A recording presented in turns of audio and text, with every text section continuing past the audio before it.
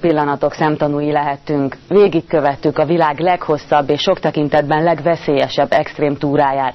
Az Afrikát átszelő csapat tagjai 10 000 kilométerrel a hátuk mögött már azt hitték, túl vannak minden megpróbáltatáson, de Egyiptom tartogatott még meglepetéseket. Nagyon boldog vagyok, hogy vége van és visszamentünk a párathoz. Volt, amikor kiabáltam a srácokkal, és azt mondtam, hogy miért kellett ezt nekem bevállalni.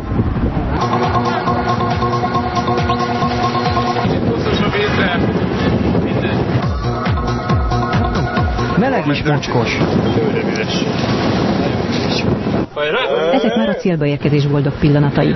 6 elszánt sportember, egy orvos és egy női operatőr 4 hónapig küzdött az elemekkel, hogy az Atlanti óceán után a földközi tengerbe lógathassa a lábát. Ehhez azonban meg kellett tenniük 12.500 kilométert. Az Old Spice Afrika expedíció a világ eddigi leghosszabb extrém túlélő túrája március 11-én rajtolt Fokvárosból. A nemzetközi kis csapat 10 országon át küzdött az elemekkel, a rettentő hőséggel.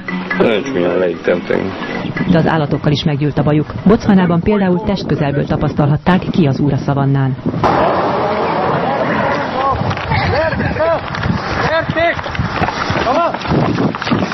Megmászták Afrika 3 legmagasabb hegyét, a Mont Kenyát, a Merut és a Kilimanjárót. Kicsit szédülünk, nekem kicsit fáj a fejem. A kalandtúra legveszélyesebb pillanata azonban Etiópiában volt. Kerékpárral rótták a kilométereket, amikor az út mellett megjelentek a helybéliek, és követtel kezdték dobálni őket.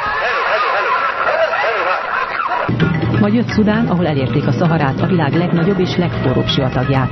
Van, aki egyáltalán mondhatni, illetve elmondhatom, hogy egyáltalán nem bírja. Ez pedig már Egyiptom, az expedíció utolsó leküzdésre váró országa. A csapat azonban mégsem boldog. A fásultság oka, hogy kamionjuk már 9 napja a szudáni határon dekkolt teljes felszerelésükkel. Ők pedig azóta ugyanabban a ruhában kénytelenek tovább menni. Sajnos nincs semmi felszerelésünk, egy 2 napi adagot hoztunk magunkkal. Látod, itt cipő, rövidnadrág, póló. Hányás és hasmenés. A 4 hónap alatt ennél súlyosabb betegség senkit sem gyötört. Mártát, a csapat egyetlen hölgytagját még ez sem döntött el a lábáról. 680 kilométerrel a cél előtt azonban Tibor ismét görcsökben fetreng. Valami gyomorvírust esettem. Nem tudom konkrétan, hogy mit. Már 9 nap kell is az autó itt, úgyhogy elég sok minden történhetett volna. Szerencsére csak a Tiborral van. Nincs cserékben, be kell melegíteni.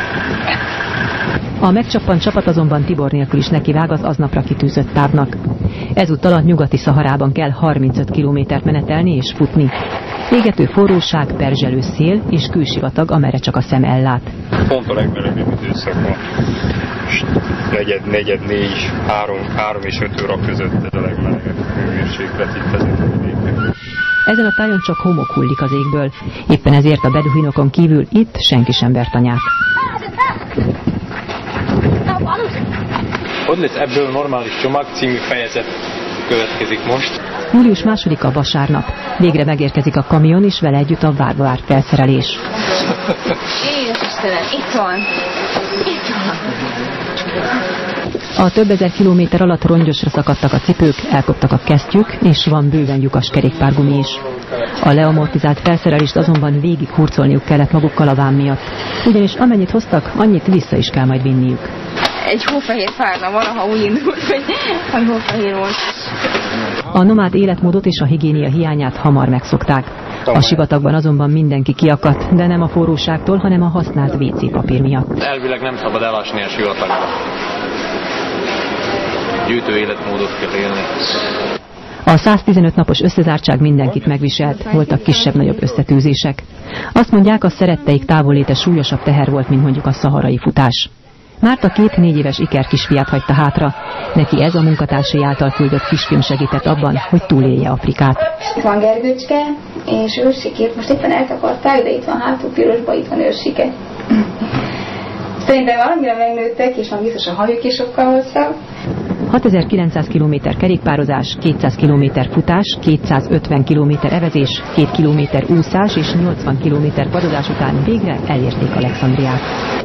Nem tudom, mennyire változtam meg, majd ha hazamegyek, a barátnőm eldönti.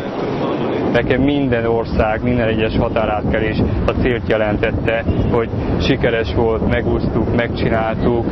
Ez a 12.500 kilométer kemény fizikai és lelki megpróbáltatást jelentett a csapat számára. Ketten szakítottak párjukkal, ketten azonban a Kilimandzsáró tetejéről kérték meg kedvesüknek a kezét. A megpróbáltatások ellenére azonban mindannyian azt mondják, hogy megérte, és újra kezdenék egy kis pihenő után, de már csak a párjaikkal együtt.